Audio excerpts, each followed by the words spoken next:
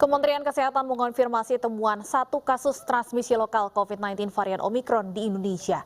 Pasien sempat mengunjungi sebuah restoran di kawasan SCBD dan diketahui positif Omikron saat dites sebelum akan kembali ke Medan.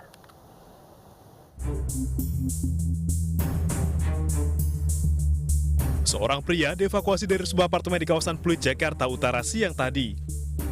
Pria ini terpapar COVID-19 varian Omikron dari hasil tracing. Meski sempat menolak dievakuasi, namun pria ini akhirnya bersedia dibawa petugas.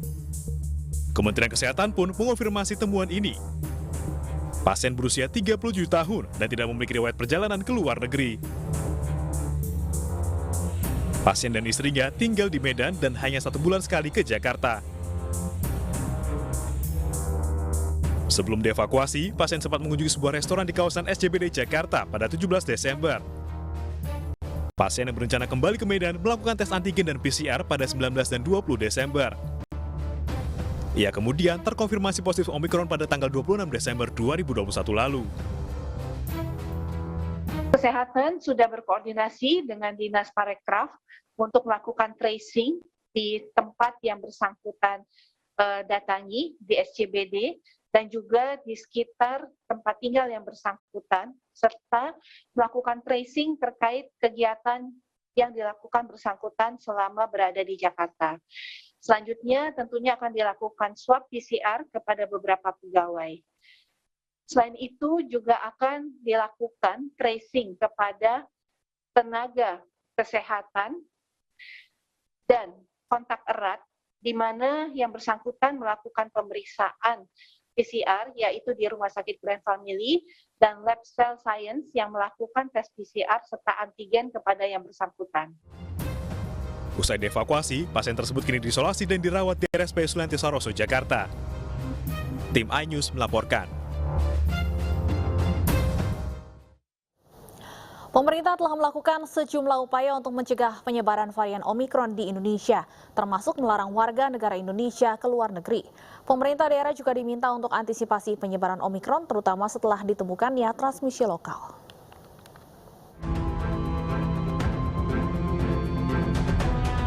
Wakil Presiden Ma'ruf Amin menyebut pemerintah tidak menaikkan level pemberlakuan pembatasan kegiatan masyarakat di tengah penyebaran varian baru COVID-19 Omikron.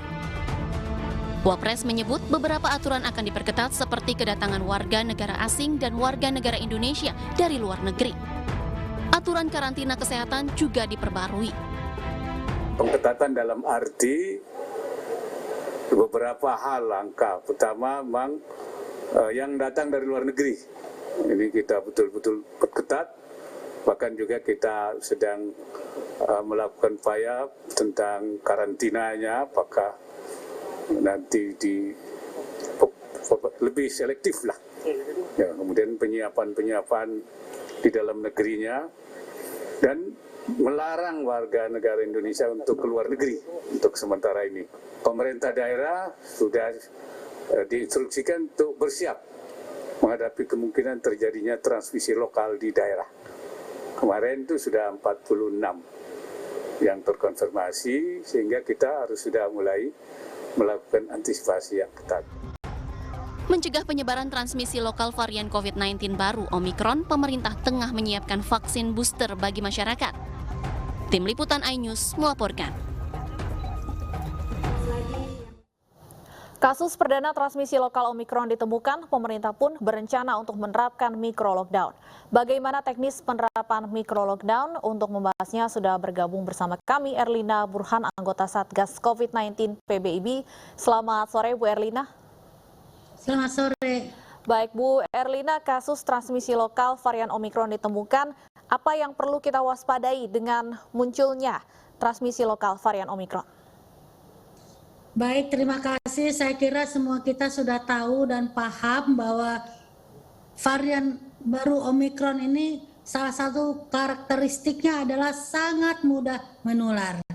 Nah, saya kira bahwa temuan transmisi lokal atau penularan di komunitas ini hanya tinggal menunggu waktu, karena memang barangkali sebetulnya sudah ada.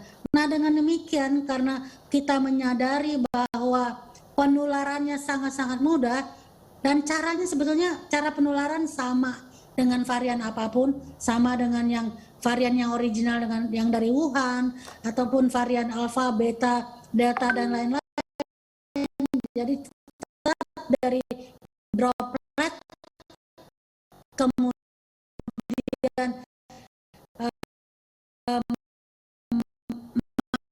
masuk ke melalui hidung, mulut, dan juga mukosa mata.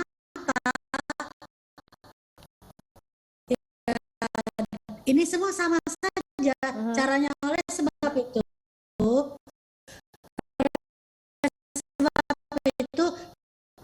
maka protokol kesehatan memang harus diperketat. Itu satu hal. Jadi kita sekarang harus berhati-hati karena sudah ditemukan transmisi lokal. Artinya sudah ada di kalangan masyarakat barangkali. Dan saya kira kalau semua kita menyadari, tentu saja upaya-upaya pencegahan mesti dilakukan dengan lebih disiplin dan sifatnya masif, jangan hanya kalau bepergian contohnya, tapi kalau keluar rumah dan lain itu tetap pakai masker, cuci tangan, dan jaga jarak. Dan jangan lupa salah satu lagi adalah vaksinasi. Jadi mari kepada masyarakat yang belum divaksin, segeralah melaksanakan vaksinasi. Kenapa?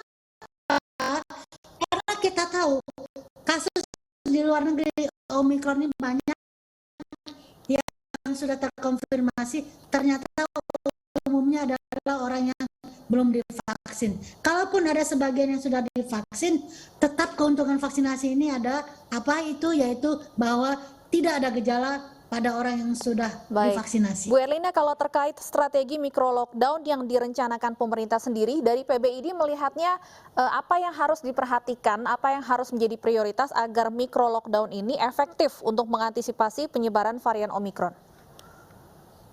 Ya, sebetulnya yang selalu menjadi koreksi dari kami adalah masalah implementasi. Aturan-aturan itu sudah dibuat dengan baik sekali. Dulu juga pernah dilakukan mikro lockdown ini pada saat kasus mulai menaik di tahun 2020. Betul.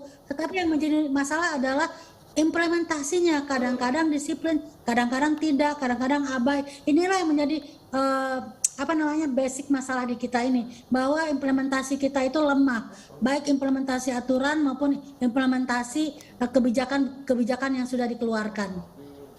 Salah satunya Wakil Presiden mengimbau masyarakat untuk tidak dilarang bepergian ke luar negeri. Perlukah ada kemudian larangan yang lebih tegas supaya WNI tidak perlu ke luar negeri untuk mencegah penyebaran Omikron?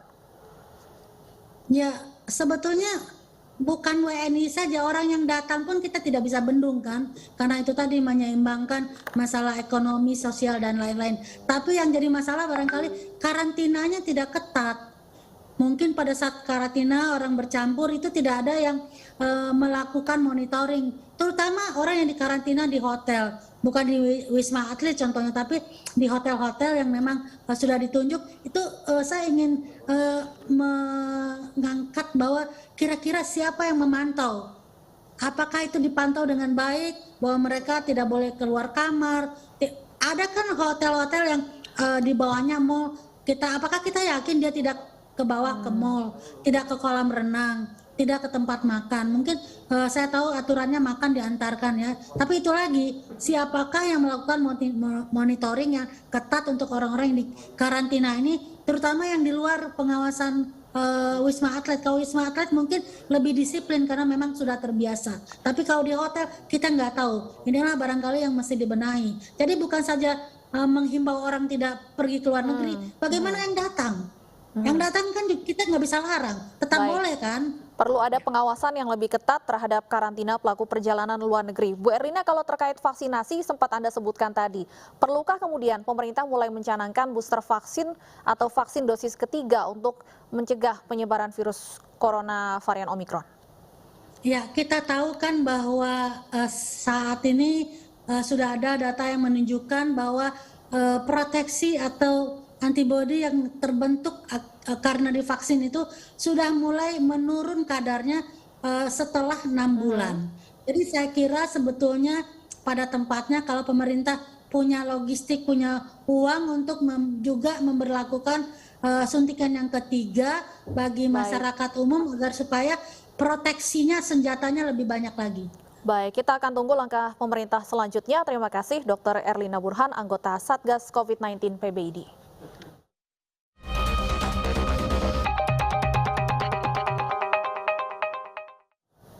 iNews sore akan kembali dengan rangkuman peristiwa yang menjadi perhatian publik di sepanjang tahun 2021. Sesaat lagi.